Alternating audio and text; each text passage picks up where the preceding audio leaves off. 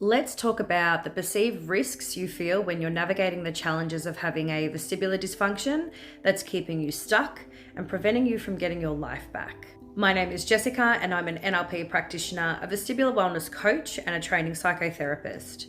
And if you need support navigating your vestibular dysfunction, please reach out to Your Mind in Motion to book a session with me. So, the symptoms you experience when living with a vestibular dysfunction can often result in developing severe anxiety and even certain phobias. One of the most common phobias to develop is agoraphobia, which is the fear of being in crowded places, opened or closed spaces, or any place that might make it seem difficult to escape, making you feel stuck and having no control over the situation.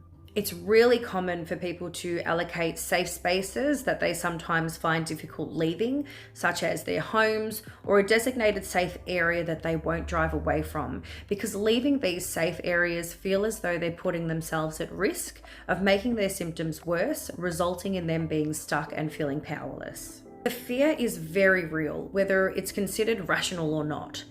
What's happening is there is a perceived lack of control and the distrust that you have within yourself, not being able to manage a difficult situation if anything was to happen. A few ways of building your confidence back up and overcoming those fears is assessing the situation a little bit more and asking yourself the right questions when those fearful feelings and thoughts come up for you. Things like considering the distinctions between what is imaginary versus what is reality, what is probable versus what is merely possible, considering a real versus perceived risk in the situation, whether analyzing the situation is helping you solve the problem or if it's actually adding load to it. So for example, you might truly believe that if you go to the shops, you're going to get really dizzy, almost to the point of passing out.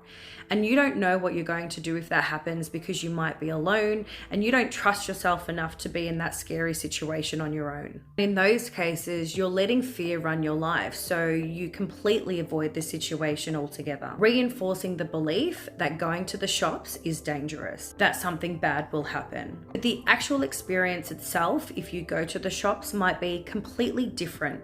You might feel symptoms, but the reality is there is a higher probability that you will not pass out from feeling your symptoms, particularly if there's been no evidence of that happening in the past. So the perceived risk of something bad happening is just that. It is only perceived. And analyzing the situation, dissecting it, is really only adding load to the problem and not actually helping you. So knowing when you should or shouldn't listen to certain thoughts and feelings is really important when you're navigating those fear